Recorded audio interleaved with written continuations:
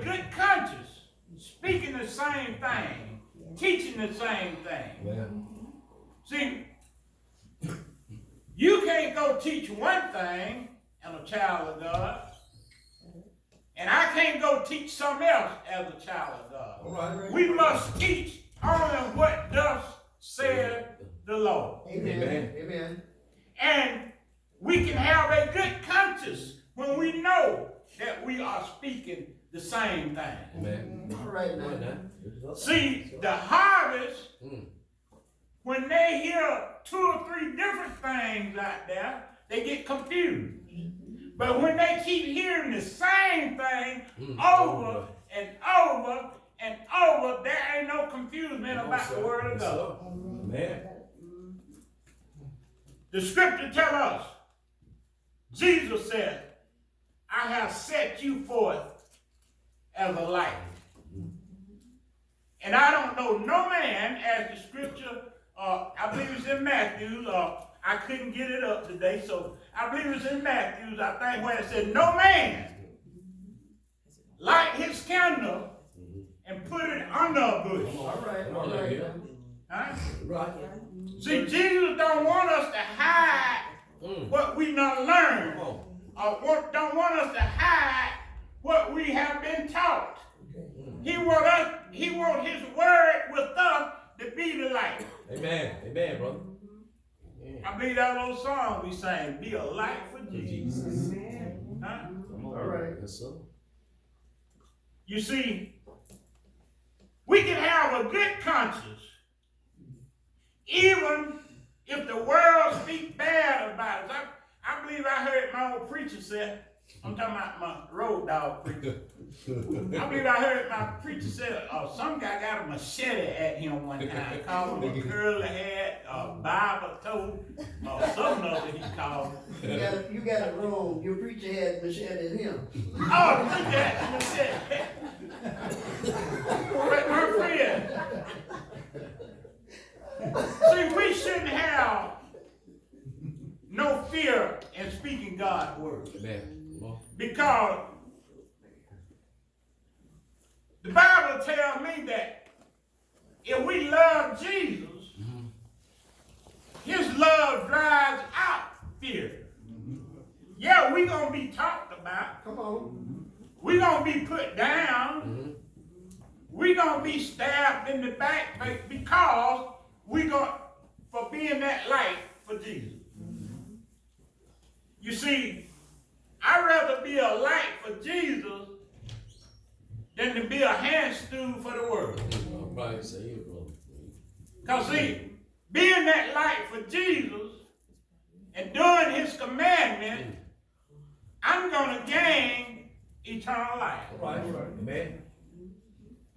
So when Jesus commanded his disciples, his apostles, that commandment is for you and me. Go ye into all the world, teaching the gospel.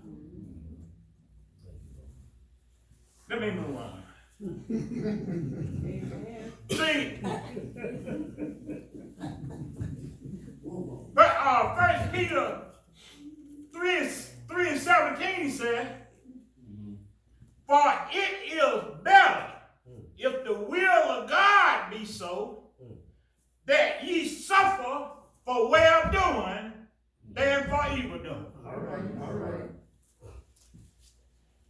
I hear it mentioned around here a lot of times. If we gonna suffer, suffer as a child of God. Amen. Suffer as a Christian. Amen. Huh? Because see, there's some rewards in suffering as a child of God. Amen. So my friend, we need to make sure that we can be that light. And when we speak to the harvest, we make sure we speak the things which become sound doctrine. Amen. All right. That's what we need to be preaching. Things of sound doctrine. And see, When we have, go with me to Luke 4 and 18. We know that when Jesus died, we know that he said he was going to send someone back to us that can guide us to all goodness and all righteousness. In Luke 4 and 18, see, listen to what it says. The Spirit of the Lord is upon me, because he has anointed me to do what? Preach the gospel to the poor. See, we can't be, what is that word when I want to preach to male but don't want to preach to the man with the regular jeans on? What is that word called? No, not hypocrite. Respect the person. Respect the person.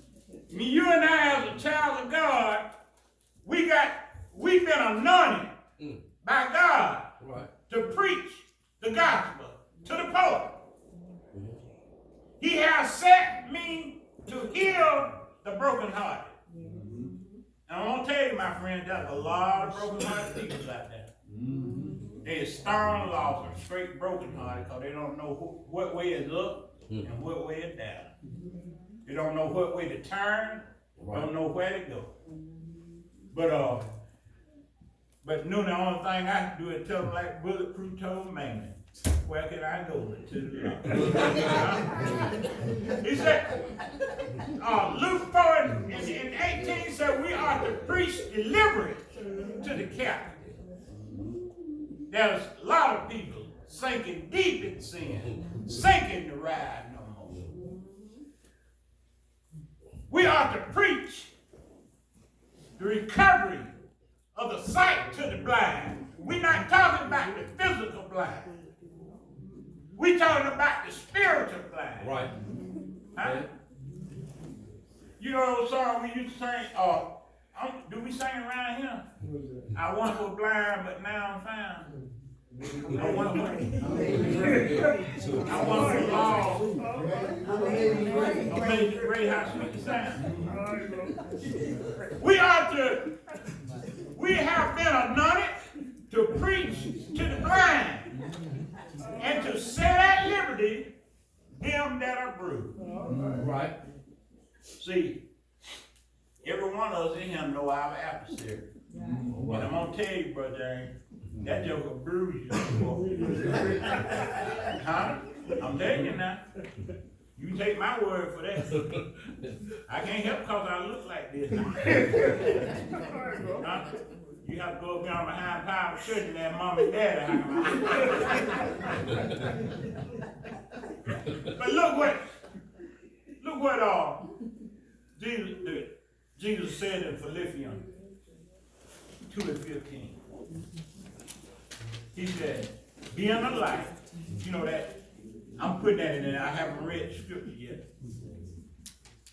It said, by being that light, that ye may be blameless and harmless, the sons of God, without rebuke, in the midst of a crooked and perverse nation, among whom you shine as light in the world.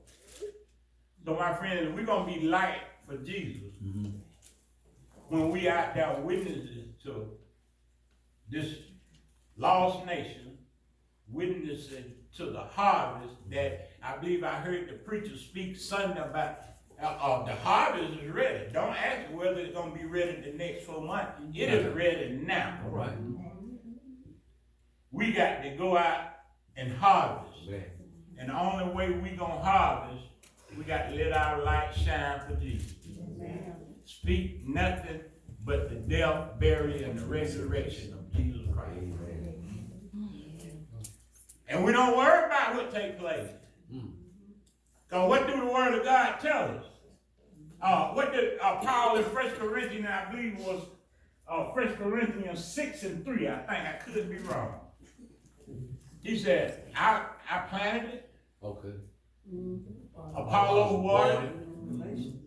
And God. And who? God. God get it in. Amen.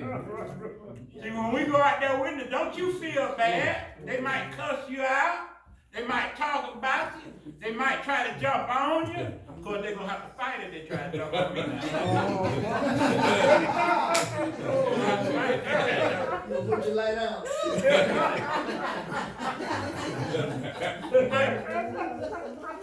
And most of all, I have to agree. One of mine, evangelistic hang-up, I hate to be refused. Okay. I hate to be turned down, but I got to do what God said. Amen. I got to sanctify myself, let that perfect love dwell in me through the Holy Spirit, and let that perfect love drive out the fear of being turned down. Amen. As Joe said, we got a long way to go. We ain't accomplished nothing yet. So I want my family, my spiritual family, to pray with me and pray for me that I may be stronger this year than I was last year. Amen.